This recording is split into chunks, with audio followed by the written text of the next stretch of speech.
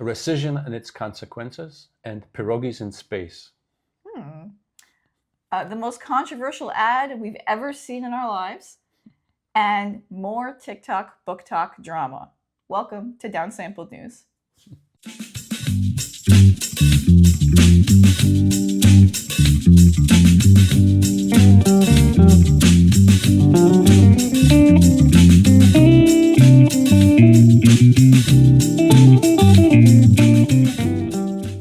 Hello and welcome to DownSampled News. My name is Beelock and I'm here with my father, Richie Bee.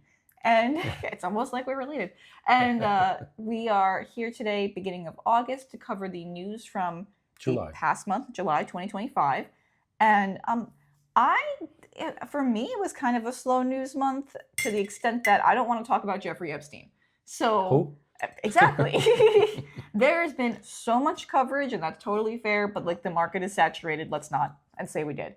So, but you have interesting topics to bring. I just have gossip. But you have actual interesting news topics. So I obsessively follow going-ons in the Congress, and I was going to cover something else, but this rescission bill came up. So do you know what rescission is? I do not. So rescission has to do with budgeting, and there's some interesting potential consequences to what happened. So let's just talk about what rescission is and how it works. So typically when a government creates the budget, the money is allocated by the House. House of Congress. They produce a budget. Well, the White House often sends suggestions or requests, and they typically ignored. And basically, they come up with a very detailed budget allocating money for various different things. It has to be passed through the House. Then it goes to the Senate, where it has to be passed by required 60 votes because it can be filibustered. So these 60 people have to vote for it, which means any budget that has passed requires Democrats, which means that the budget may contain things that Democrats want. Oh, okay. And then it goes to the president who signs it and so on. Now, there was a law passed back in the 70s, I believe, that allow for something called rescission, meaning you want to just undo some parts of the budget. And the way it works is that the White House can request of the Congress saying, please remove such and such things from the budget. So basically Congress sends the budget to the White House and the president can be like, whoa, hold on. Well, no, the president signs the budget is in place. Then later on, president can say, I don't really want us to spend money on this. So it goes, legally, he's supposed to go to Congress and say, can you please pass the rescission bill, which removes the money from the budget. Right. So it goes to the House, they talk about it, decide what's in it, and they pass it, then it goes to the Senate. And the funny part about rescission is that only majority is required to pass it. The rescission, it cannot be filibustered. Oh. So, which has interesting implications. Yeah, that's odd. So what happened this time, with Doge and all that silliness. Remember Doge? Basically, what they're trying to do is make some of the Doge cuts or refuse to spend money official. So they White House asked the House to produce a bill to rescind some money. They create a bill that rescinded $9 billion. Now that sounds like a lot of money. Yeah. But really, no. It's probably less than 1% of the federal budget. It's probably a fraction of a percent. Wow. If you want to think about federal budget, imagine if we spend $1 billion a month on defense, that would be a huge defense cut.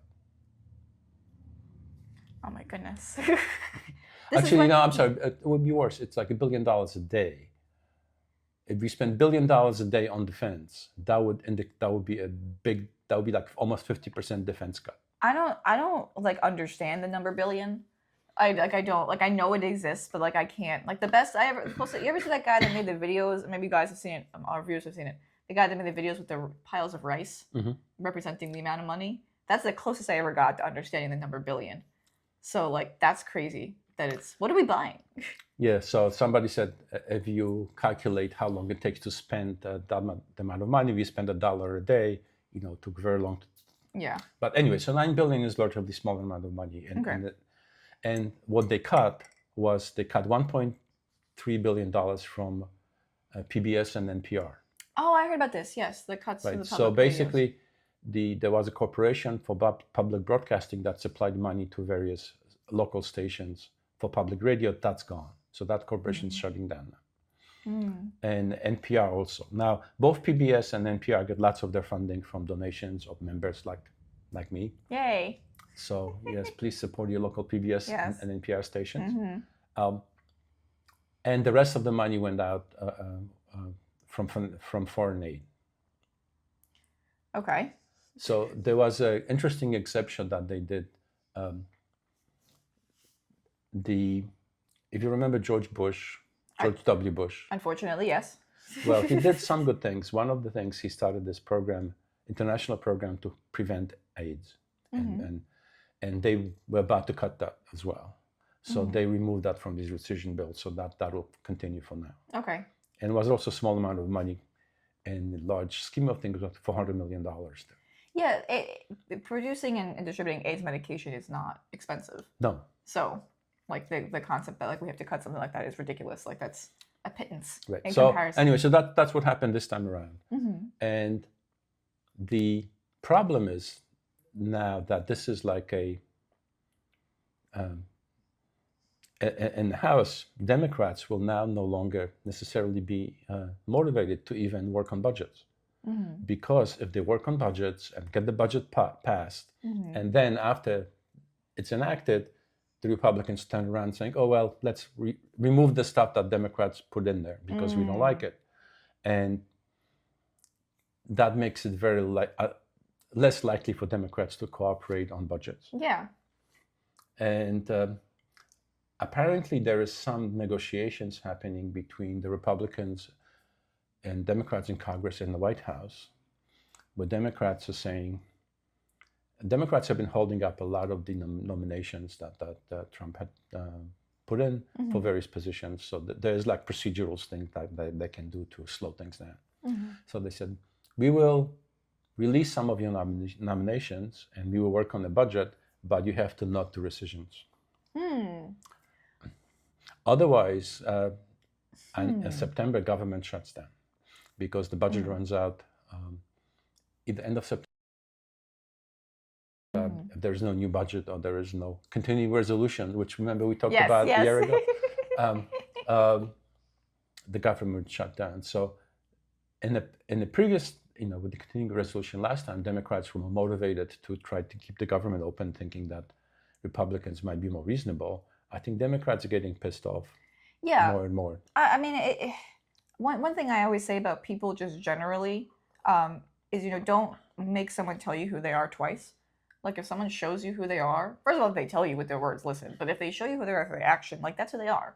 If they're non-trustworthy and they're not someone who's going to work with you, why? Like there is no reason to continue to put yourself out there. I mean, one thing about Donald Trump and the Republicans that follow him is that Donald Trump's very much like, you scratch my back, I punch you in the fucking face, right? Like there's no reciprocity, there's no loyalty, there's nothing. And I work with I work in criminal law and I work with a lot of prosecutors, in various courthouses. And there are prosecutors that I know are like professional and we can work together and we can resolve things. And there are prosecutors that I know are not trustworthy, that I know from experience, there's no point for me putting a good foot forward and trying to do something for them because they're never going to return that for me.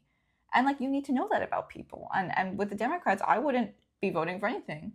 I'd say, we made these agreements and then you use a loophole that really shouldn't exist. Because that's really interesting. Well, from what I've read on Wikipedia, not that I'm an expert on this, there was a law passed in the 70s that was trying to limit the executive's power to impound money, not to pay out the stuff that was. Right. So they added this process so they could there would be an official process to pull money back. But the amount of votes should match. Well, that's the thing. So here's the thing that could happen, right? So. Well, Democrats, the Republicans are threatening to override some of the Senate rules that will allow them to pass things by just majority vote instead of requiring 60. And that's called nuclear option. But the other thing that when you think about it, imagine a couple of years where there's a Democratic House and Democratic Senate, Democratic President, Mm-hmm. and then the budget is passed, and the president decides that they want to rescind all the money for ICE. Mm-hmm. Yeah.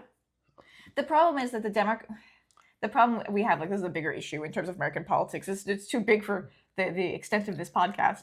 But the problem we have is that we have one party, the Democrats, that are at least attempting to act like in a responsible way. Mm-hmm. Or like an adult way, and the other party that's just like doing whatever they want. Right. So there's, I think Democrats are slowly getting out of that. They Mm-hmm. kind of try to follow the rules and the norms, and they're getting punched in the face. Right. Exactly. And I think they're getting tired of it. There is so you know about game theory? Vaguely, yes. Game theory is a branch of mathematics. Oh boy, math. But well, the one thing that I would mention is, which kind of applies in this thing, is that in many games, one of the strategies to either stay even or win is called tit for tat. Mm-hmm. So if your opponent does a certain move, you do the same. Mm-hmm. And we see that happening with redistricting. Yeah, right? I heard about this. There's Texas is planning to redistrict their state to try to get more Republican seats, right. basically. And California and New York are saying, well, if you can do it, so can we. They were actually talking about this on. Do you watch the Coffee Clutch with Robert Reich? And not really. I know. I actually really like it. I think it's. I like Robert Reich. Yeah. No, he's very smart. And I'm so sorry, I forgot the woman's name who's on there, but she's also great. If you could look it up, because I feel really bad because she's wonderful and I love her, and I just have brain fog.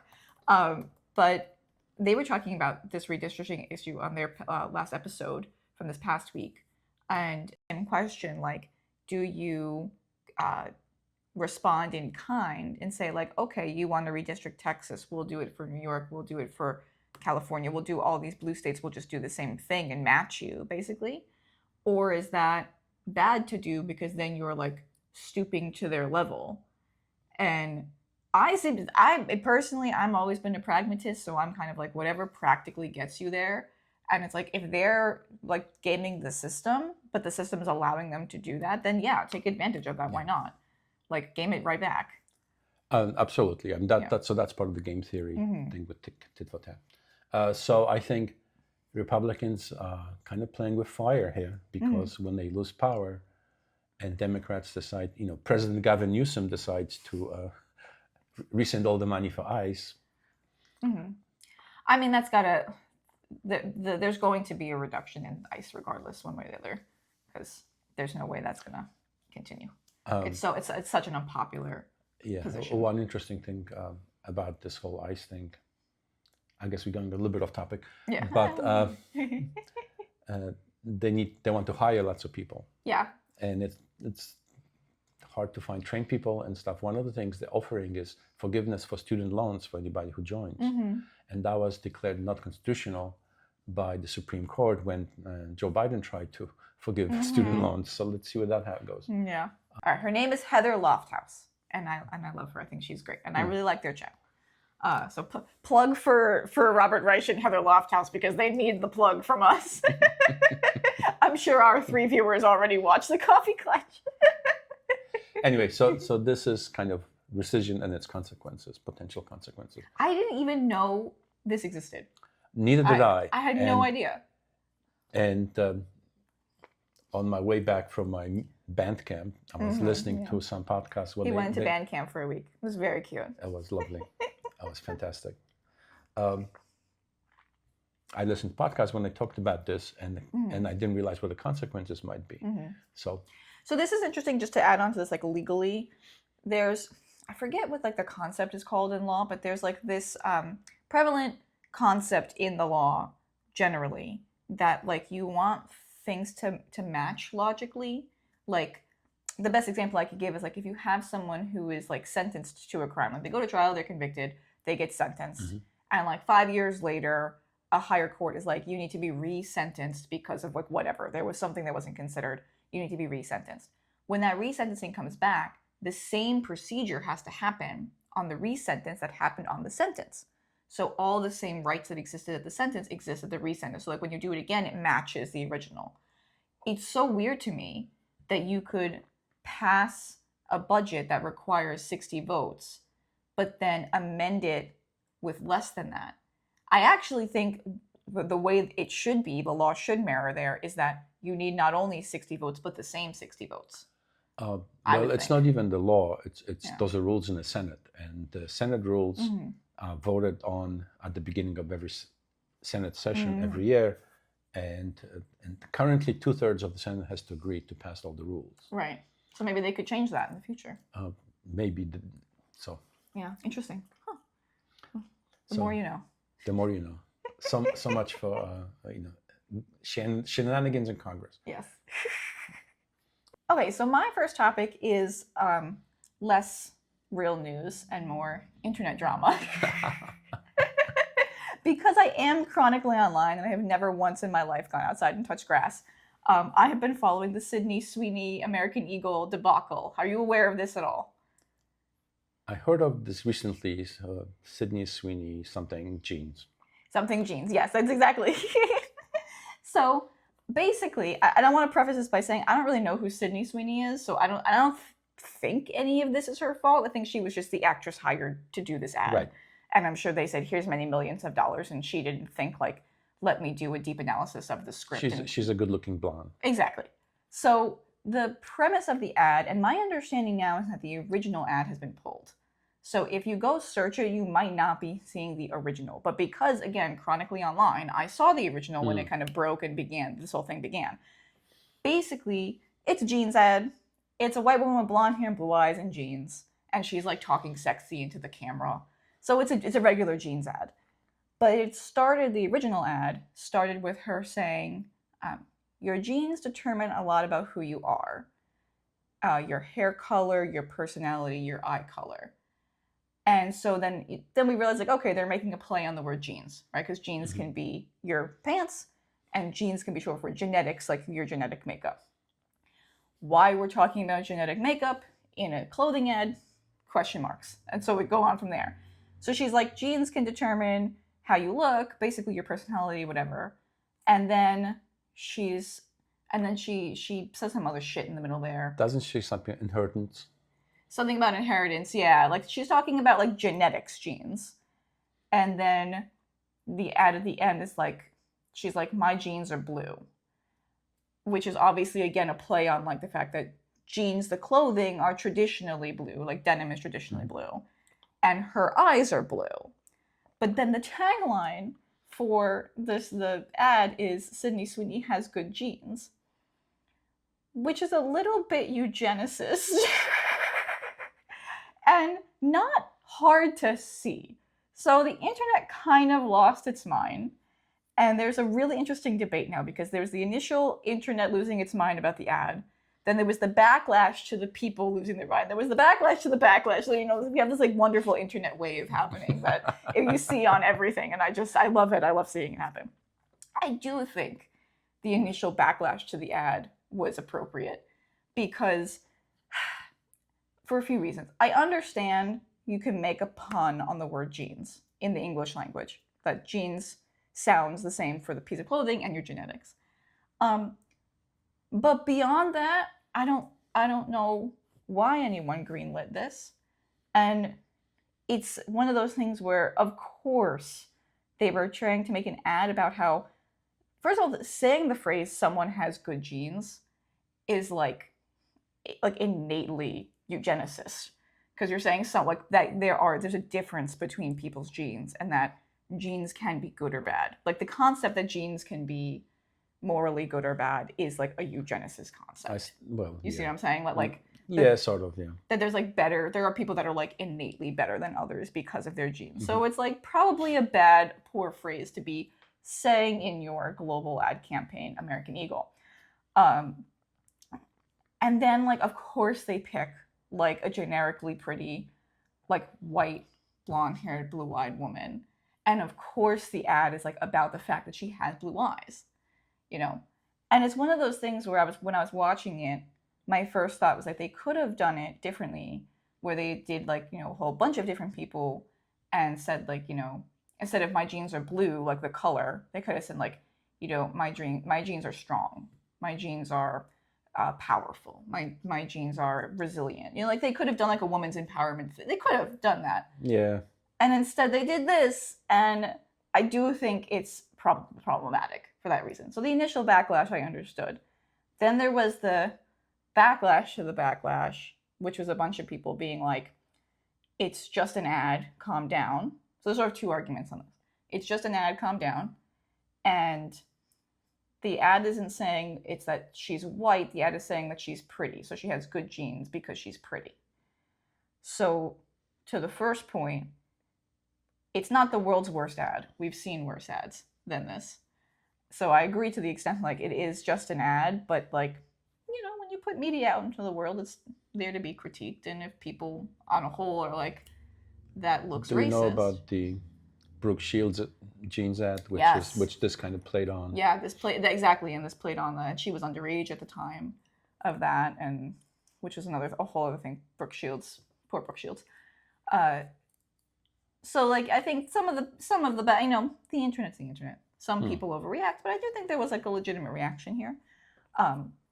This is one of those reasons that I watch Pod Save America and I just want to take them and shake them vigorously, because the guys at Pod Save America missed it completely. They're like, this isn't about eugenics. This has nothing to do with racism, whatever. And I'm like, are you fucking blind? Like, how stupid are you? So I just like, I want to just take them and shake them. But, and then to the people that were like, the ad is about Sydney Sweeney having good genes because she's pretty. I want to bring us back to like, why are we talking about the genetics of the model wearing the jeans? I'm so confused. It's all fault of English language. It's all the fault of the English. Yes, exactly. You know, and this would not work in Spanish, let's say. No, or Polish. Oh, Polish. It wouldn't work in Polish. And it's like, I wonder about it because I know it's not accidental, because I know how much it takes to get something. Yeah, I think they got carried away with the pun, I think. The most generously I can get is that they got carried away with the pun. You know who didn't get carried away with the pun? The less talked about Dunkin' Donuts ad. Okay, I don't know about this one. Most people don't. So and this is less talked about because the City Sweetie one kind of took off first. But 2 days later, Dunkin' Donuts, which I love. You know me. I'm a Dunkin' girl. I didn't get Dunkin' for like 3 days after this ad. That was my form of protest. But what can I do? I live in a capitalist hellscape, and that is the place I get coffee. Dunkin' Donuts released an ad that I'm pretty sure is still up and about for their golden hour sunset drink or some such thing. It's one of these like bright orange drinks that's full of sugar and delicious. Where they had an actor, again, I don't know who, he's from some TV shows, generically handsome guy. Generically handsome white guy, blue eyes, you know, like the whole me. thing. Yeah, just like you, exactly. But he's like very tan, like he goes out in the sun and like gets tan. So it seemed like the concept behind the commercial was like the golden hour drink, the golden hour sun, the golden hour tan. Like that was like maybe the original kind of concept. But what it came out to was him starting the commercial by saying, it's not my fault I look this tan. I have good genetics. And I'm like, what? And then it's like a commercial about him bragging about having a good tan and like having good genes, like genetic genes, and also drink this. Like, and I'm like, at least in the American Eagle ad, you could like, there was a pun, but in the Dunkin' Donuts ad, it was just, I'm handsome because my genes are good, and also I'm a white guy with blue eyes. Drink this. And I just don't understand what's happening in the marketing realm, because it passes. So many people have to approve these things. That sounds to me like somebody just ad-libbed and they just kept it and overlooked it. Yeah, I mean, it really genuinely, but I know it goes, like these marketing things go through so many steps. So anytime you see something in marketing, I know, AI. AI did it. That's what it was. But they genuinely, marketing goes through so many steps and passes so many hands that like nothing done in marketing is accidental. And so that's why every now and then when there is like something that seems to be a genuine accident, like people like it's very funny, but I very rarely think any marketing things are accidental because of the amount of people involved in approving things. Same thing with like TV shows. like the amount of people involved in like getting something from like concept to finished product, there's like hundreds of people involved. So like you get a shitty show like Game of Thrones, and it's not like we whoopsie doodled into that. Like a lot of people approved all the things along the way to get there. So anyway, the internet's reacting to these things, I think, appropriately. And I would submit two things. One, if you're in marketing, if for some reason you're talking in your script for a commercial about genetics, and you're not like a cancer research company or something, or a doctor, stop. Because there's no reason any clothing or food or makeup or whatever should be talking about the genetics of the people. I had a second thing and now I forgot what it was. If I remember it as we keep talking, I'll come back. But there's no reason to be talking about genetics in advertisement. It doesn't make any sense. You don't need to do that. So there you go. That's the internet goss. All right, what's your second story? You have actual news? I have an actual story about pierogis in space. Okay, I'm here for it. So, what happened was in July, the second Polish astronaut went into space, second ever. And he went up on a Dragon capsule, spent 20 days or so in the ISS, the International Space Station. And one of the things he did, he brought pierogis. Oh, you sent me this picture. Yes. He sent me this picture, and I was like, is that AI? So that was kind of a joke.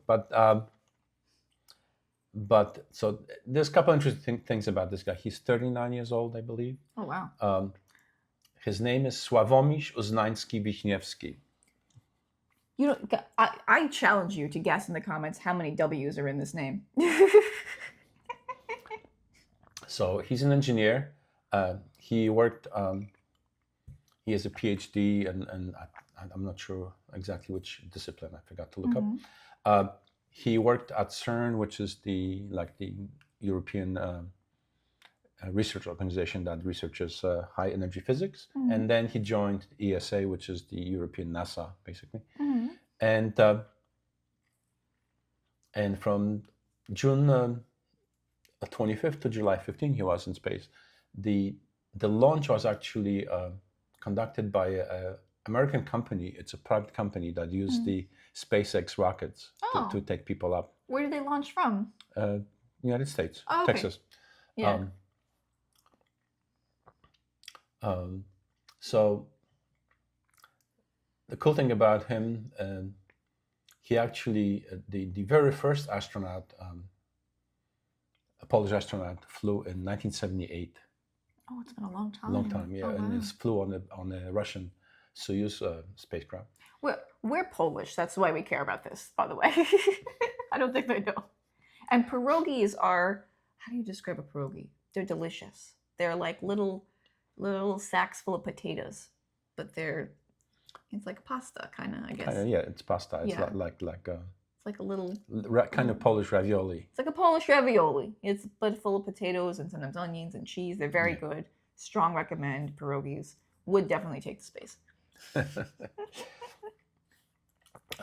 So the kind of interesting thing about him, his name is kind of crazy. Yeah. But so what happened was he actually just got married this year, and this is very woke. When he got married, both couple changed the names to combine the last names. Oh. So his names used to be Uznański, and his wife was Wiśniewska. So now he's Uznański-Wiśniewska. Oh, that's so nice. Anyway, so he came back July 15th, and a successful mission. He was a mission specialist.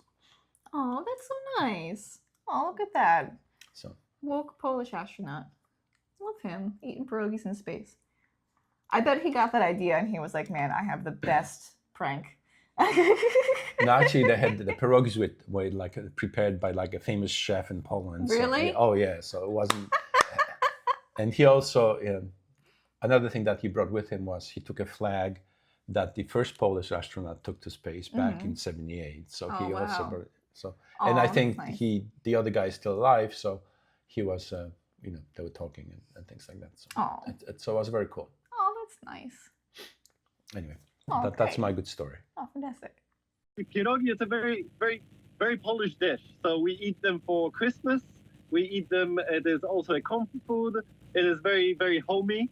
And wherever I lived, and I lived in so many different countries, in France, in Germany, in Switzerland, in England, in Norway, I always made pierogi myself and made other people taste them just to share a bit of culture, a bit of Poland, and a bit of who we are. So my second story, I don't know if it's a good story or if it's just more goss from the internet.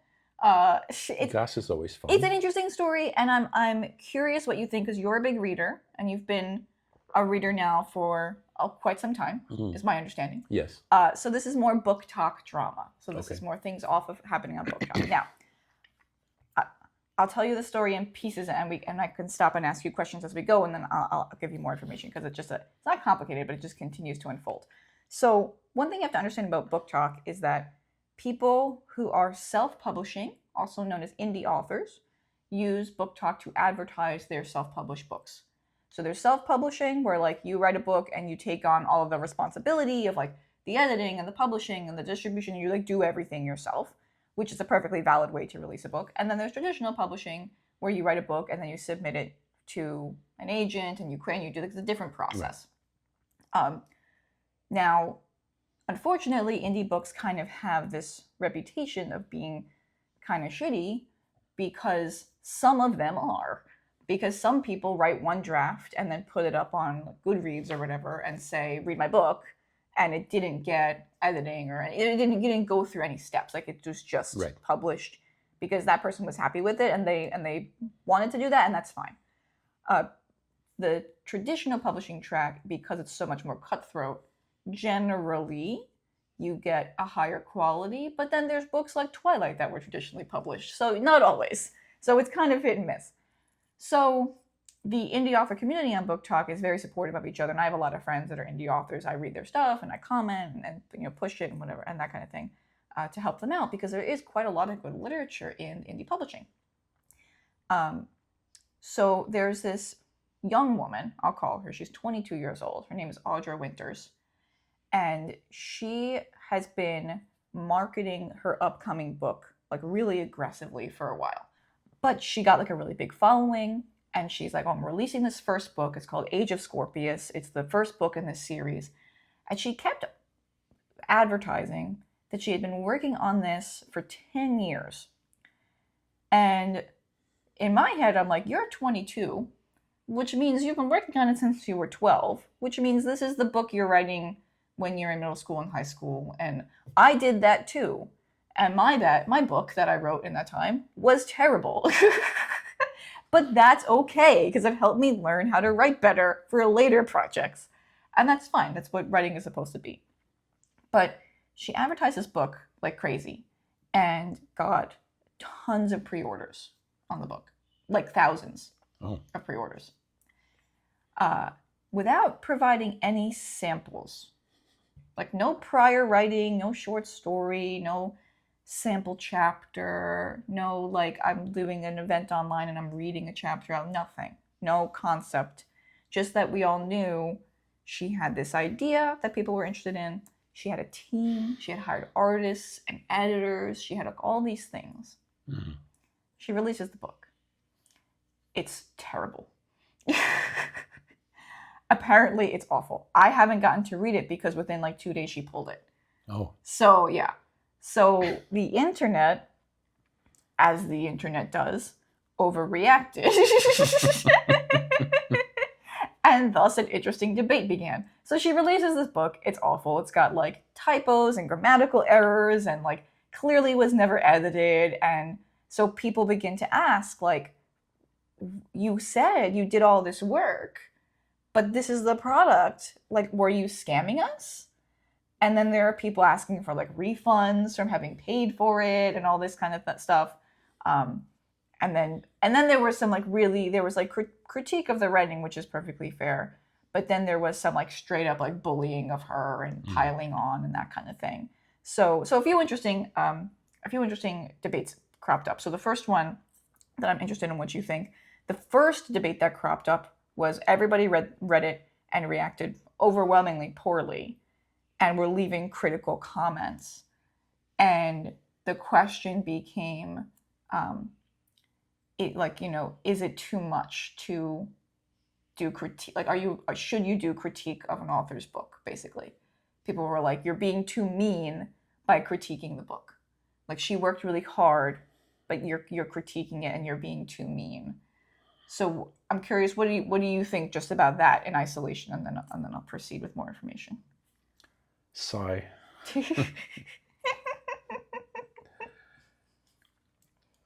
You have to be able to take criticism if you want to put out your art into the world. Mm-hmm. I know there are musicians who don't read reviews of the records or whatever, mm-hmm. or playwrights who don't read reviews of plays. Just I wrote it, here's what it is, and mm-hmm.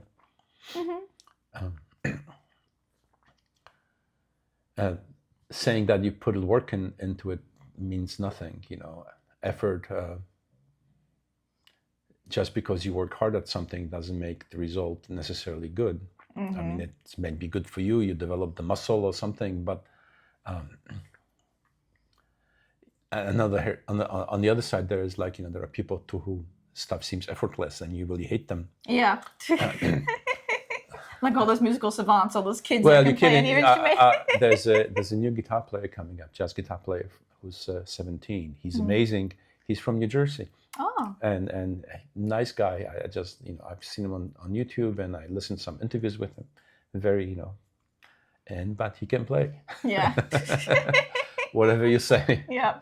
So criticism is valid. I mean, you can probably sometimes things may get too personal. Mm-hmm.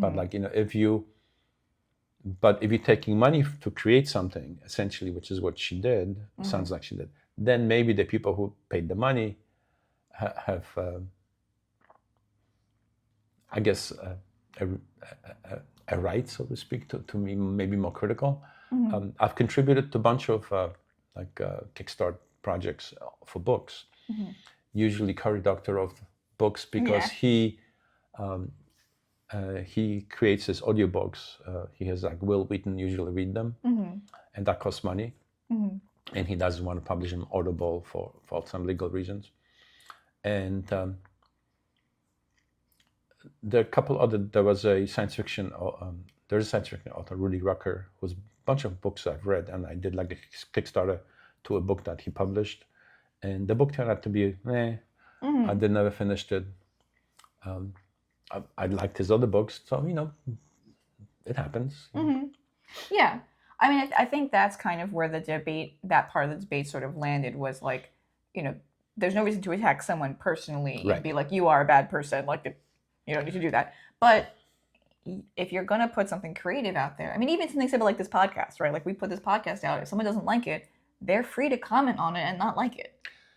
That's part of the discourse space. Another interesting case is Philip K. Dick. Mm-hmm. Oh, yeah. Wow. Are we talking about Philip K. Dick again? Should we talk about Lem next? So Philip K. Dick, if you read lots of his writing, the writing is not terribly good at times. Mm-hmm. He's got interesting ideas and points of view, but one of his best books, which is called Men in High Castle, is considered the best. And the reason was he worked with an editor who made him rewrite large chunks of the book to make them better.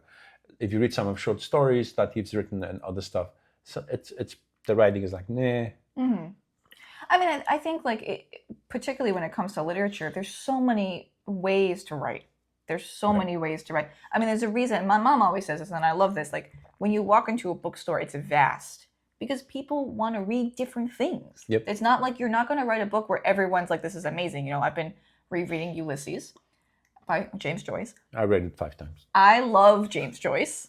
Everyone I talk to is like, why are you doing that? And it's fair because it's a very dense kind of I sit there with Google having to look things up while I'm reading James Joyce, but that's how I engage with literature.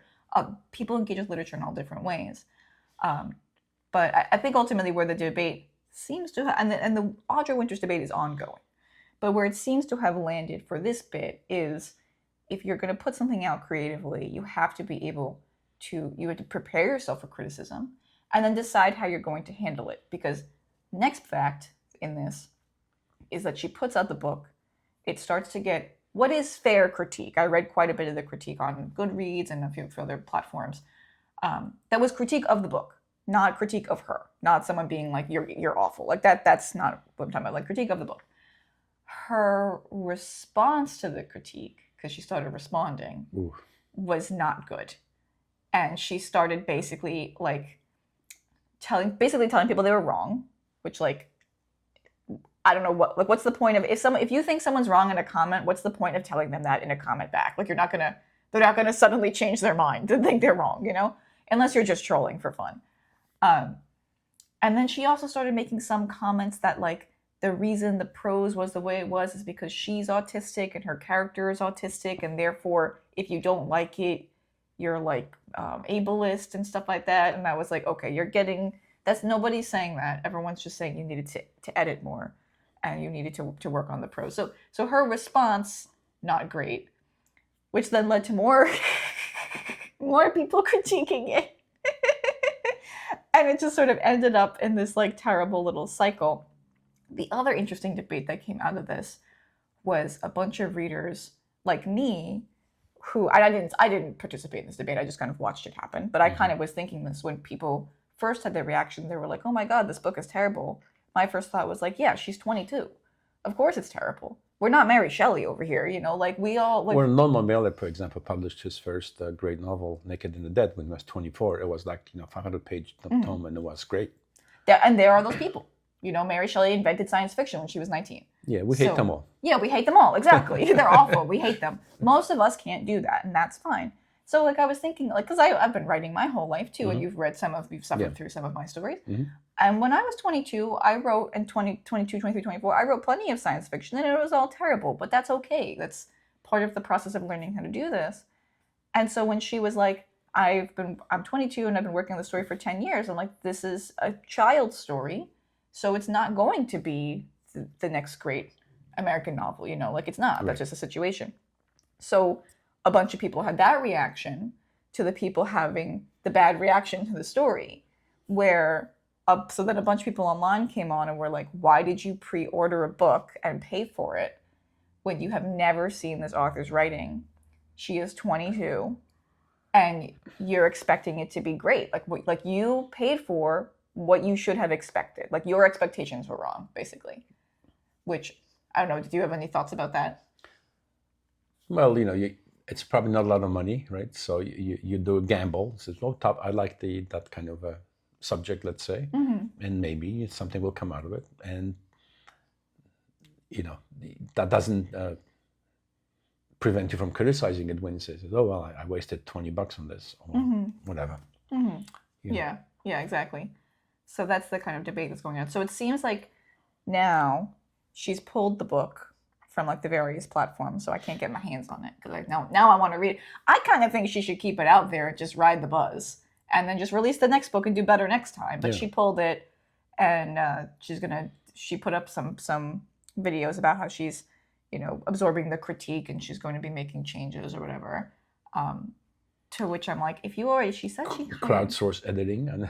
She said she hired 2 editors.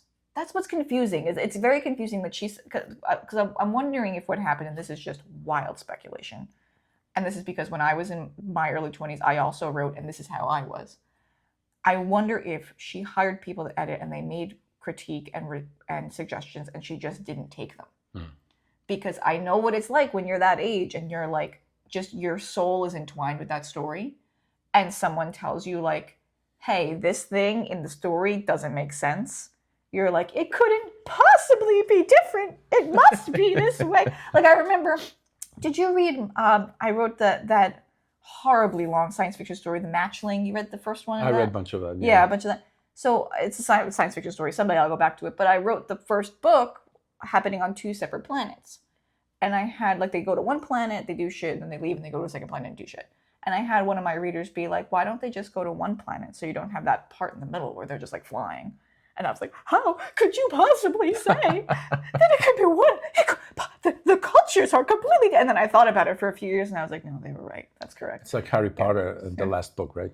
Oh, the last book of Harry Potter was awful. Besides the fact that she who must not be named is a terrible person now. When I was a kid and I read the 7th book, I complained to you and Mom about it. I was like, it's full of filler.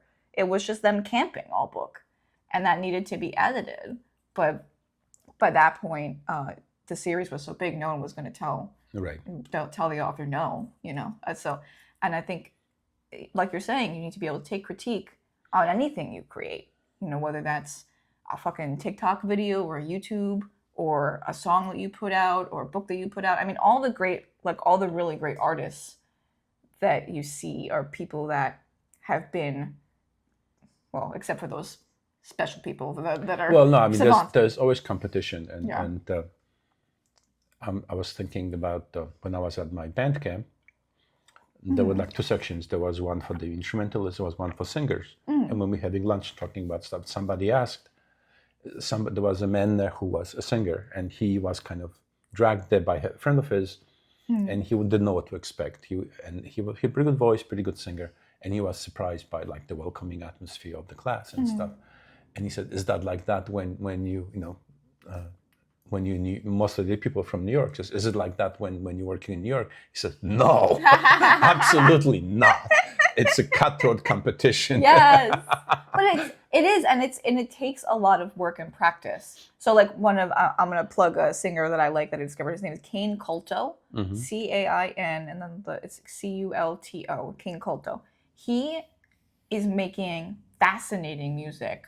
That's like it's a little vulgar. I'll give you, it's a little vulgar, but like that's the style. But it's like a mix because he's initially from Kentucky, then he was raised in Florida, and he's Latino, he's gay, and he was like raised very Christian, but then came out of like left the church. So it's a really interesting background, and so he sings about like the clash of those cultures, basically, in a fascinating way.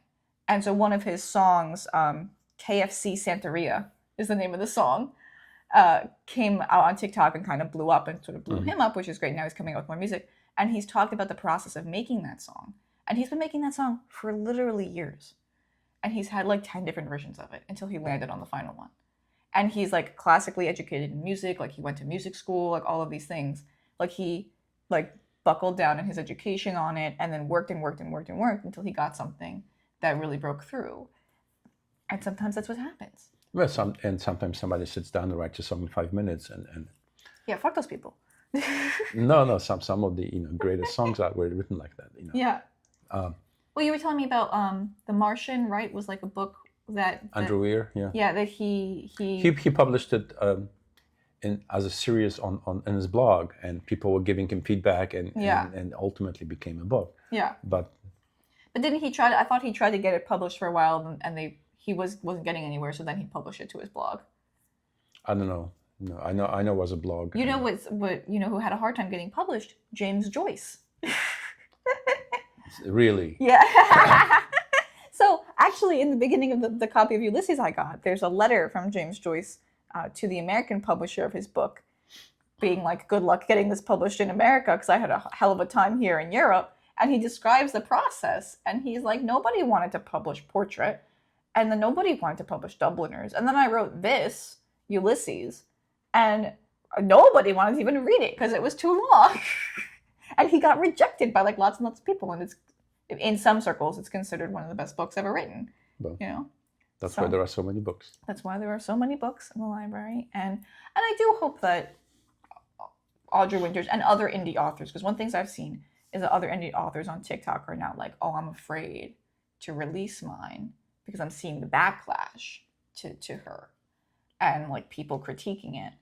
And I do hope that she's not discouraged, because she's so young, and the fact that she finished a book, like most people at 22 can't say they actually finished writing a book. She finished a book and she's put this work in. Like, she's plenty of room to grow and to continue to write, and I hope she does. And I hope that the other indie authors that see it aren't so desperately discouraged or frightened that they stop. I think so. Ursula Le Guin said something very wise about this kind of stuff. Somebody asked her about meaning of one of her books or stories, and she says, "I don't know, whatever, I just wrote it. It's up to you to interpret it. Yeah.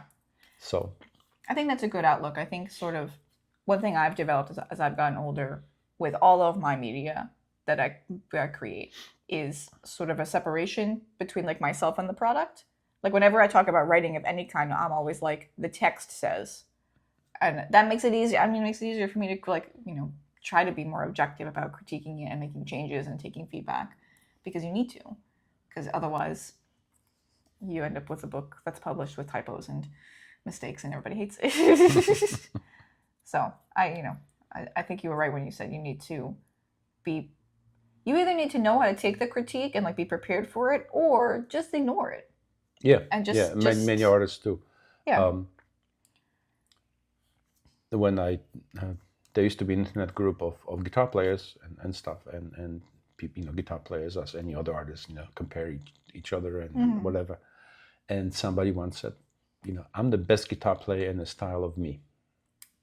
Absolutely. And that's the point of the whole thing, right? You know, someone said, you know, somebody else commenting somebody's playing, and he says, oh no, I made so many mistakes. He says, that's fine.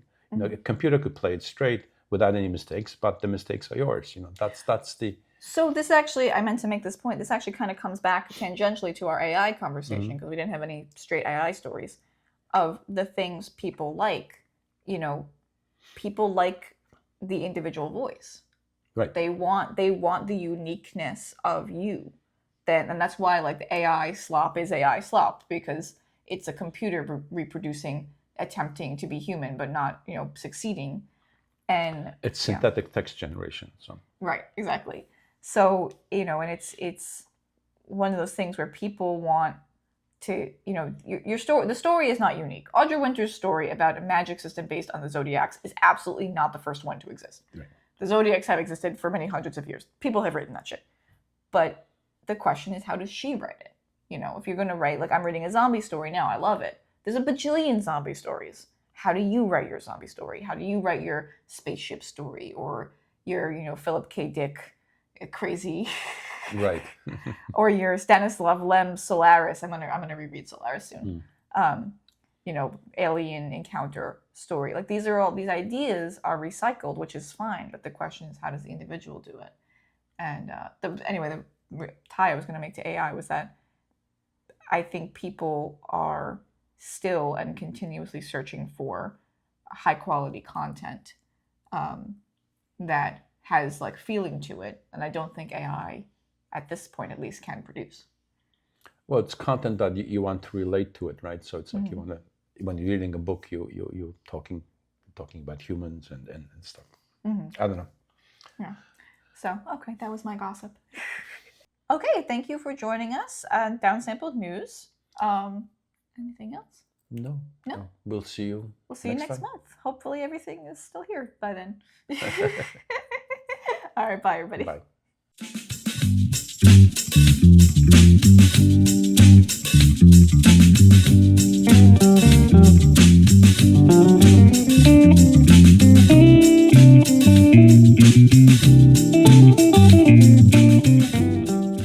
But I'm not going to move it because it's centered correctly. I'm not going to move the chair. I'm going to step over the chair because the chair is in the right position. You should put tapes on. Yeah, for once. I honestly should tape it down. Okay, I'll leave it at that.